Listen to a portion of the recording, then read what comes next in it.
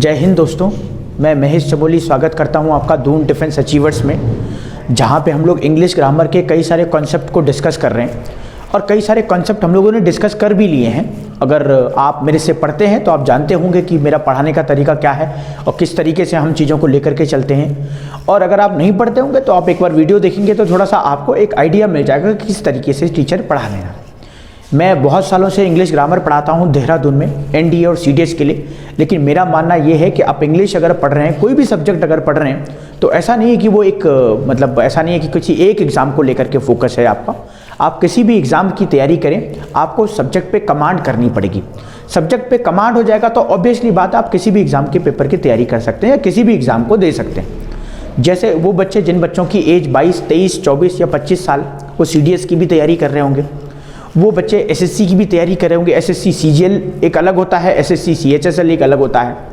और उन्हीं बच्चों ने एनडीए पहले दिया होगा, तो जब एनडीए दिया होगा और अब सीडीएस की जो तैयारी कर रहे हैं, थोड़ा सा प्रैक्टिस ज़्यादा चाहिए होता है सीडीएस के लिए, और एनडीए के लिए प्रैक्टिस ऑब्वियसली बात है चाहिए बिल्कुल, लेकिन उतना नहीं चाहिए होता है। इसीलिए जो वेटेज होता है वो अलग अलग होता है।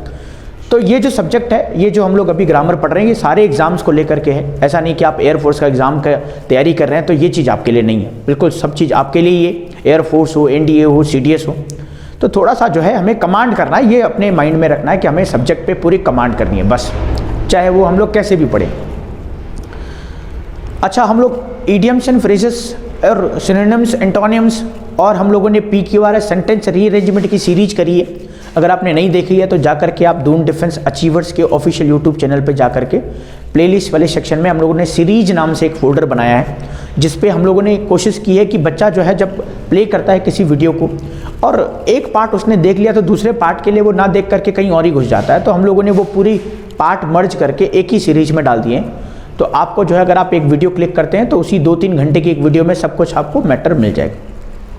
आज हम लोग एरर्स कर रहे हैं, स्पॉटिंग द एरर्स, जो हमारे एनडीए के एग्जाम में 10 क्वेश्चंस का वेटेज रखता है। हर एक क्वेश्चन 4 मार्क्स का वेटेज रखता है, तो 40 क्वेश्चंस 40 मार्क्स एक तरह से हो जाते हैं। ये स्पॉटिंग द एरर हम लोग वर्ब से कर रहे हैं, सब्जेक्ट वर्ब एग्रीमेंट, और इससे पहले हम लोगों ने 3-4 सीरीज और 3-4 लेक्चर इसके पहले कर लिए हैं। पढ़ना कैसे, पढ़ने का तरीका क्या है मैं आपको बता दूं। पढ़ने का तरीका यह है कि कोई क्वेश्चन को पढ़ा, उस क्वेश्चन का जो आंसर होगा वो तो हम लोगों ने देखा ही देखा, लेकिन उस क्वेश्चन में कोई ऐसी चीज़ें थी जिन पे कोई रूल फिट बैठता था। उस रूल से हम लोग रिवाइज करेंगे कि भाई दिस कहीं पे आया है तो उसके बाद जो नाउन और प्रोनाउन होगा वो सिंगुलर होगा। दीज अगर कहीं पे आ गया या दोज अगर कहीं पे आ गया, वो सिंगुलर और प्लूरल नाउन और प्रोनाउन लेता है। दिस के बाद जनरली नाउन और प्रोनाउन अगर नहीं आए तो वर्ब जो होगी वो सिंगुलर होगी। ऐसी ईच अगर कहीं पे आता है तो ईच सिंगुलर होता है। एवरी अगर कहीं पे आता है तो सिंगुलर होता है। तो ये सारी चीज़ें हम लोग रिवाइज करके चलेंगे। उससे क्या होगा, उससे एक क्वेश्चन तो हम लोग करेंगे, एक क्वेश्चन का आंसर भी हम लोग करेंगे, लेकिन एक क्वेश्चन में बहुत सारे कॉन्सेप्ट आ रहे होंगे, बहुत सारे जो है हमारे ग्रामर के टर्म आ रहे होंगे, उनको भी हम लोग रिवाइज कर देंगे। तो उससे क्या होगा, एक ही क्वेश्चन में हम लोग कई सारे क्वेश्चन को सॉल्व कर रहे हैं। तो आइए बढ़ते हैं एक पहले क्वेश्चन की तरफ। वर्ब का हम लोग एरर कर रहे हैं। क्या है पहला क्वेश्चन? पहला क्वेश्चन कहता है everyone at the park are going to the concert including you and me. बोला है पार्क में जो है ना, हर कोई are going to concert, concert में जा रहा है, इंक्लूडिंग यू एंड मी, मतलब मेरे और आपको इंक्लूड करके, मेरे और आपको या मुझे या आपको इंक्लूड करके हर कोई जो है पार्क में जा रहा है। Most of the cities agree that this is one of the best novels that have appeared in these years.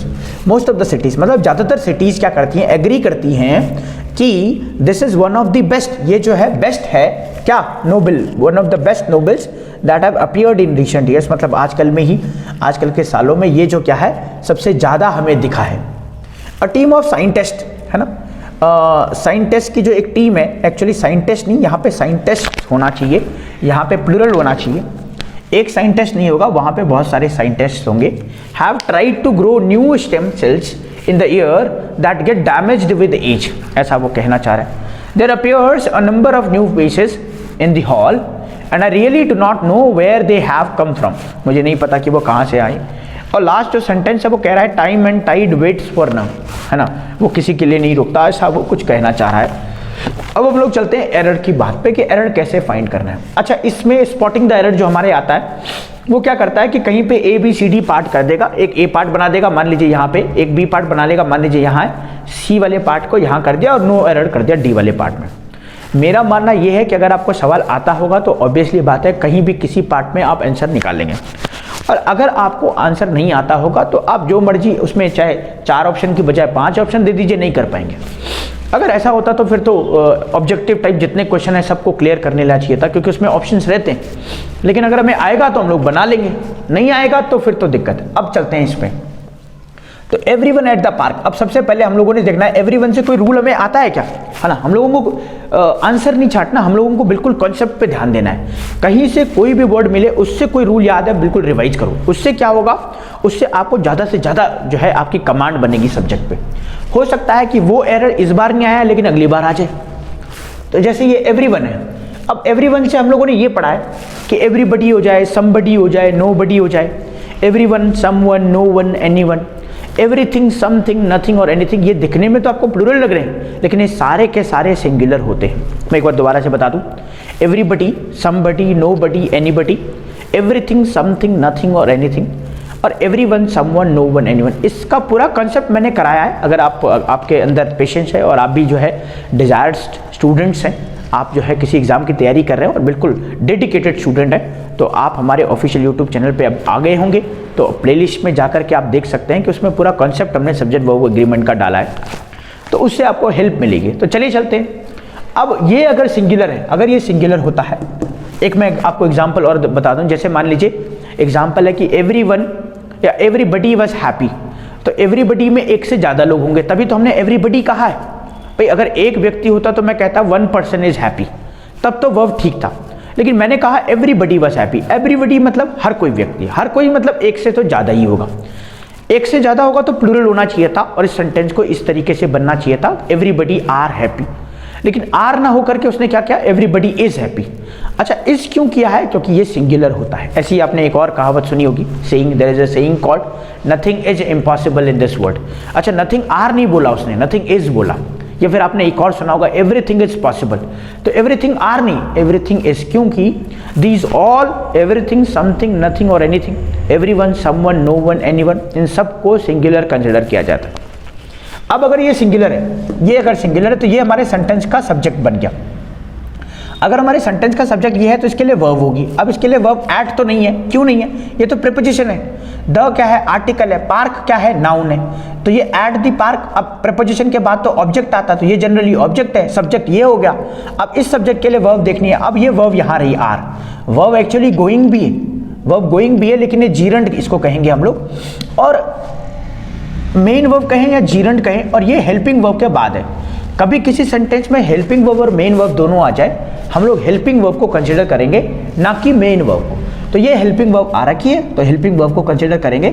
और अगर ये सिंगुलर है तो इस आर को भी मुझे क्या करना पड़ेगा, सिंगुलर करना पड़ेगा। ठीक वैसे जैसे everything is, everybody was present, तो क्या बन जाएगा, everyone at the park is going to the concert, concert जा रहे हैं इंक्लूडिंग यू एंड मी, मेरे को और आपको जोड़ करके। अब आगे चले नेक्स्ट वाले को, मोस्ट ऑफ द सिटीज। अच्छा, इंक्लूडिंग से एक रूल हमें याद आया, इंक्लूडिंग से अगर सब्जेक्ट कनेक्ट होते हैं, अगर सब्जेक्ट कनेक्ट होंगे तो वर्ब पहले वाले के अकॉर्डिंग होंगे। ये ठीक वैसे ही रूल है जैसे एज वेल एज वाला है। आगे कह रहा है मोस्ट ऑफ द सिटीज। अब मोस्ट ऑफ में क्या है, ऑफ प्रीपोजिशन हो गया, इसके बाद आने वाला ऑब्जेक्ट। अब ये जो वर्ब है अग्री, अग्री, अब दैट कंजंक्शन हो गया, इसके बाद दूसरा सब्जेक्ट आया दिस। लेकिन यहां तक एक सेंटेंस कंप्लीट है, most of the cities agree, ये एक सेंटेंस है। दैट हमारा कंजंक्शन हो गया और इसके बाद दूसरा सेंटेंस यहां से स्टार्ट हो रहा है, this is one of the best novels that have appeared in recent years. अब ये यहां तक एक सब्जेक्ट, एक सेंटेंस है और यहां से दूसरा सेंटेंस है। अब इस एक सेंटेंस में अपनी सब्जेक्ट होगा, अपना वर्ब होगा, अपना ऑब्जेक्ट होगा। अब देखना ये प्रपोजिशन है, प्रपोजिशन के बाद ये तो रहा हमारा ऑब्जेक्ट, ये वाला द सिटीज, और ये रही हमारी वर्ब अग्री। अब ये वर्ब इसके लिए नहीं, वर्ब तो सब्जेक्ट के लिए आता है। अब सब्जेक्ट क्या यहाँ पे, मोस्ट ऑफ है। अच्छा, मोस्ट है अगर तो ज़्यादातर की बात हो रही है, ज़्यादातर तो प्लूरल होता है, आना चाहिए अग्री। लेकिन क्या होता है, एक रूल क्या कहता है, मोस्ट ऑफ आ जाए, सम ऑफ आ जाए, हाफ ऑफ, रेस्ट ऑफ। एक बार मैं दोबारा से बताऊँ, most of, some of, half of, rest of, ऐसे अगर कभी वर्ड आपको दिखाई दे तो इनके बाद जो आता है उनको हम लोग सब्जेक्ट मानेंगे। जनरली मोस्ट ऑफ का मतलब होता है ज़्यादातर, और ये ऐसा इसलिए क्योंकि most of, some of, half of ये एग्जैक्ट थिंग को नहीं बताते। जैसे मैं मोस्ट ऑफ की बात करूँ, मोस्ट ऑफ द स्टूडेंट्स, तो ज़्यादातर स्टूडेंट है, लेकिन ज़्यादातर कितने नहीं पता। मैं बोलूँ भाई हाफ ऑफ द प्लेयर्स या हाफ ऑफ द टीम में से हाफ। अब टीम में से हाफ हो सकता है 22 की टीम है, 20 की टीम है, नहीं पता कितनी की टीम है, हमें नहीं पता। ये पता है कि टीम का जितने मेंबर होंगे उसका हाफ होगा। तो ये इंडेफिनिट है। इंडेफिनिट है तो मोस्ट ऑफ के बाद आने वाला जो नाउन है वो सब्जेक्ट की तरह बिहेव होगा। अगर सब्जेक्ट की तरह बिहेव होगा सिटीज़, तो सिटीज़ प्लूरल है और उस हिसाब से अग्री ठीक है। अग्रीज होता तो सिंगुलर हो जाता, सिटीज़ तो अग्री ठीक है। अब आगे दैट की क्या, दिस इज। अब दिस हमारा सिंगुलर हो गया, इसके बाद या तो सिंगुलर नाउन आएगा या फिर सिंगुलर वर्ब आएगी। नाउन तो नहीं है, वर्ब है, तो दोनों कंडीशन ठीक है। This is one of the best. अब ये द क्यों आया, क्योंकि ये सुपरलेटिव डिग्री के पहले हमेशा आर्टिकल का एक रूल है। आर्टिकल का रूल क्या है, सुपरलेटिव डिग्री के पहले हमेशा द आना है, तो ये आ रखा है। वन ऑफ द बेस्ट क्या, वन ऑफ द बेस्ट। अब आगे जो होगा ना वो नाउन हमेशा प्लूरल फॉर्म में होना चाहिए। क्यों, क्योंकि वो बोल रहा है बहुत सारे चीज़ों में से best, one of the best novels. जैसे मैं कहूँ कि one of my best brothers, तो one of my best brothers मतलब मैं ये कहना चाह रहा हूँ कि मेरे बहुत सारे भाई हैं, उनमें से कोई एक बेस्ट ब्रदर है। मेरे बहुत सारे भाई हैं, उनमें से कोई एक बेस्ट ब्रदर है। तो ये एक के लिए तो हमने वन लगा दिया, लेकिन बहुत सारों के लिए क्या करना पड़ेगा, प्लूरल करना पड़ेगा। तो ये नोबल्स है, दैट है। अब दैट यहाँ पे एक्चुअली यहाँ पे दैट कंजंक्शन बनाए और यहाँ पे दैट प्रोनाउन बनाए। अच्छा, रिलेटिव प्रोनाउन और कंजंक्शन, देखो दैट ही है जो यहाँ पे कंजंक्शन बना है और दैट ही है यहाँ पे रिलेटिव प्रोनाउन बना है। कैसे, आपको कैसे पता चलेगा कि ये रिलेटिव प्रोनाउन और ये कंजंक्शन है? देखो, सेंटेंस को जोड़ने वाला जो वर्ड होता है वो कंजंक्शन कहलाता है, लेकिन यहाँ पे वो सेंटेंस को जोड़ नहीं रहा है, ये एक्चुअली एंटीसीडेंट के लिए आया है। दैट के बाद जो वर्ब होगी वो डिपेंड करेगी दैट से पहले। इसमें दैट के बाद वर्ब नहीं था, इसमें दैट के बाद वर्ब। अब दैट हैव होगा या दैट हैज होगा, दैट से पहले देखना पड़ेगा। अच्छा, दैट से पहले नोवेल्स है, उस हिसाब से आप हैव तो करोगे, लेकिन ये नोवेल्स नहीं, ये one of the best novels है, one of the best novels. और one of the best novels मतलब बहुत सारे नोवेल में से कोई एक। इसका मतलब जो वर्ब है ना वो कोई एक, मतलब सब्जेक्ट कोई एक है। अगर कोई एक है ना तो ये वर्ब जो है यहाँ पे हैव ना होकर के हो जाएगी हैज। जैसे मैं आपको बात बताऊं, एक one of my desires is to become a doctor और one of my desires are to become a doctor. अब एक चीज़ हमें ध्यान में रखनी पड़ेगी कि हमारी डिज़ायर कितनी है। हमारी डिज़ायर बहुत सारी है और अभी मैं जो डॉक्टर बनने की बात कर रहा हूँ वो उनमें से कोई एक डिज़ायर है। ऑब्वियसली बात है, जो सब्जेक्ट है वो कोई एक है, भाई डिज़ायर तो एक है डॉक्टर बनने की, तो इसलिए जो वर्ब है वो सिंगुलर के अकॉर्डिंग आएगी, वन के अकॉर्डिंग आएगी। और वैसे ही हम लोगों ने यहाँ पे किया है one of the best nobles के हिसाब से। आगे कह रहा है अ टीम ऑफ साइंटिस्ट। अब हैव आ गया, अब देखना पड़ेगा अ टीम ऑफ साइंटिस्ट। अगर साइंटिस्ट के अकॉर्डिंग लेंगे तो ये प्लूरल नाउन है, तो प्लूरल वर्ब आनी चाहिए। लेकिन बोल रहा है अ टीम ऑफ साइंटिस्ट मतलब बहुत सारे साइंटिस्ट होंगे वहाँ पे और उनकी एक टीम है। एक टीम मतलब एक तरह से कलेक्टिव नाउन हो गया और एक तरह से ग्रुप को रिप्रेजेंट कर रहा है। और अगर ग्रुप को रिप्रेजेंट कर रहा है तो ये वही हो जाएगा, यहाँ पे हैव की जगह पे हैज। जैसे मैं आपको एक एग्जांपल दूं, आपने देखा होगा जब आप किसी रिलेटिव के घर जाते होंगे या मान लीजिए आपने कभी कहीं गए होंगे तो वहाँ पे मान लीजिए ए ब्लॉक रहता है, कहीं किसी बिल्डिंग में गए होंगे, A block, B block, C block. तो ये जो ए ब्लॉक है ना, ए ब्लॉक में आपने देखे होंगे बहुत सारे घर होते हैं। बी ब्लॉक में गए होंगे तो बी ब्लॉक में बहुत सारे घर हैं। अब जब ए ब्लॉक और बी ब्लॉक में बहुत सारे घर हैं लेकिन वो ब्लॉक एक ही है ना, वो पूरा का पूरा, जैसे मान लीजिए ए ब्लॉक में 100 घर हैं लेकिन वो 100 घर तो हैं लेकिन वो पूरा का पूरा एक ही ब्लॉक है, जिसे हम लोग ए ब्लॉक कहेंगे। ऐसे ही गाँव में भी होता है, गांव में बहुत सारे घर होते हैं, बहुत सारे मकान होते हैं, लेकिन वो गांव एक ही है, तो एक ही गांव है, इसी वजह से वो सिंगुलर ट्रीट किया जाएगा। और अगर सिंगुलर होगा अ टीम ऑफ साइंटिस्ट तो इसलिए यहाँ पे हैज हो जाएगा। आगे कह रहा है fourth, there appears a number of new faces in the hall and I really do not know where they have come from. अब देखना, देयर एक ऐसा वर्ड है जो अपने बाद अगर वर्ब लेता है तो वो डिपेंड करता है उसके बाद आने वाले नाउन पे। देयर एक ऐसा वर्ड है जो अपने बाद जो वर्ब लेगा वो डिपेंड करेगा उसके बाद आने वाले नाउन पे। जैसे मैं आपको एक एग्जांपल बताऊं, there is a boy, there is a boy और देयर आर 5 बॉयज। अब इन दोनों में दोनों सेंटेंस सही है, देयर इज अ बॉय भी ठीक है और देयर आर 5 बॉयज भी ठीक है। इज वाला इसलिए करेक्ट है क्योंकि एक ही व्यक्ति की बात हो रही, एक ही लड़के की बात हो रही, और आर वाला इसलिए ठीक है क्योंकि वहां पे 5 लड़कों की बात हो रही है। तो देयर आर भी ठीक, देयर इज भी ठीक, लेकिन वो डिपेंड करेगा उसके बाद कैसा है। अब देखना यहाँ पे इज और आर तो नहीं है लेकिन मेन वर्ब है, हेल्पिंग वर्ब नहीं होगी तो मेन वर्ब होगी। अब ये सिंगुलर है, there appears a number of new faces. अब आगे देखना a number of new faces. अब नंबर ऑफ न्यू फेसेस मतलब बहुत सारे, है ना, नंबर ऑफ पीपल की बहुत सारे लोग थे वहां पे। अब ये जब प्लूरल है अ नंबर ऑफ न्यू फेसेस, ये प्लूरल है। अगर ये प्लूरल है तो यहाँ पे अपीयर्स ना होकर के मुझे करना पड़ेगा अपीयर।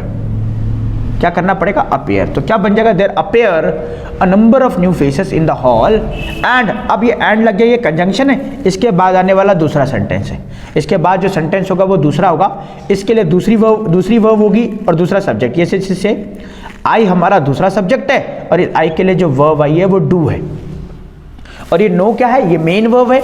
अभी हमारी हेल्पिंग वर्ब आ गई, तो अगर हमें चेंज करना है तो डू को करेंगे, लेकिन आई के साथ तो डू ही लगता है, तो इसलिए यहाँ पे देयर अपीयर हो जाएगा।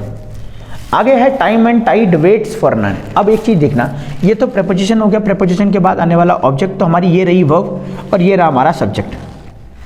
एंड से कनेक्ट हो रहे हैं, दो सब्जेक्ट जो है हमेशा प्लूरल वर्ब लेते हैं, उस हिसाब से यहाँ पे वेट होना चाहिए, है ना, उस हिसाब से यहाँ पे वेट होना चाहिए। लेकिन मैंने आपको कहा था कुछ ऐसे नाउन होते हैं जो पेयर में चलते हैं। पेयर में चलने वाले नाउन कौन कौन से, मैं एक बार रिवाइज करा दूँ आपको। जैसे नेम एंड फेम आपने सुना होगा, ब्रेड एंड बटर आपने सुना होगा, बैग एंड बैगेज आपने सुना होगा, स्लो एंड स्टीडी आपने सुना होगा। Slow and steady win the race नहीं होता, slow and steady wins the race होता है।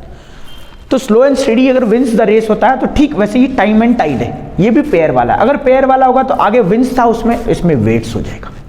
अच्छा, अगर इसकी जगह पे ऐसा हो जाता रोहन एंड सोहन, तो तब वेट कर लेते, क्योंकि रोहन एंड सोहन का पेयर नहीं है। मैं बोलूँ भाई पेन एंड बुक, तब इसका पेयर नहीं है। मैं बोलूँ भाई फोन एंड लैपटॉप, इसका पेयर नहीं है। लेकिन कुछ ऐसे वर्ड्स जिनका जो है पेयर में चलते हैं, जैसे राइज एंड कड़ी हो गया, नेम एंड फेम हो गया, हॉर्स एंड बैगेज हो गया, सम एंड सब्सटेंस हो गया, टाइम एंड टाइड हो गया। तो ये कुछ ऐसे वर्ड्स हैं जो पेयर में चलने वाले नाउन हैं, और पेयर में चलने वाले नाउन को हमेशा सिंगुलर ट्रीट किया जाएगा, और अगर सिंगुलर ट्रीट किया जाएगा तो सिंगुलर वर्ब आ जाएगी। तो चलिए बच्चों, हम लोगों ने 5 क्वेश्चन डिस्कस करे। मैं 10 क्वेश्चन भी डिस्कस कर सकता था, लेकिन मेरा मानना है कि हम लोग क्वांटिटी भले ही कम हो जाए लेकिन क्वालिटी मेंटेन रहनी चाहिए। क्वालिटी तभी मेंटेन होगी जब नंबर ऑफ क्वेश्चंस कम होंगे। नंबर ऑफ क्वेश्चंस कम होंगे तो ज़्यादा टाइम हम लोग दे पाएंगे, और ज़्यादा टाइम देंगे तो ज़्यादा अच्छे से समझ में आएगा। तो चलिए बच्चों, आज की वीडियो हम लोग यहीं पे रखते हैं। एक और मैं इन्फॉर्मेशन आपको देना चाहता हूँ। आज 18 जनवरी है। 18 जनवरी में एयरफोर्स का XY ग्रुप का आज पहला पेपर हुआ है। उस पहले पेपर के जितने भी क्वेश्चन मेरे बच्चों ने मुझे जो बताए, वो क्वेश्चन का मैंने एक वीडियो अपलोड करा है। अगर आप भी आज ही वो वीडियो देख रहे हैं, अरे आज ही आप ये वीडियो देख रहे हैं, तो आप जाकर के वो चेक कर सकते हैं कि पेपर में क्या क्या चीज़ें आ रही हैं, किस तरीके से पेपर बन रहा है एयरफोर्स XY ग्रुप का। आज 18 तारीख है, कल 19 का भी पेपर आएगा, 20 का भी पेपर आएगा। तो जिस तरीके से पेपर आते रहेंगे मैं आपको बताता रहूँगा। तब तक के लिए बच्चों यहीं पे रखते हैं क्लास। हम मिलते हैं नेक्स्ट क्लास में। तब तक के लिए जय हिंद, जय भारत। अपनी पढ़ाई जारी रखें और सक्सेस को जल्दी अचीव करें। Thank you so much.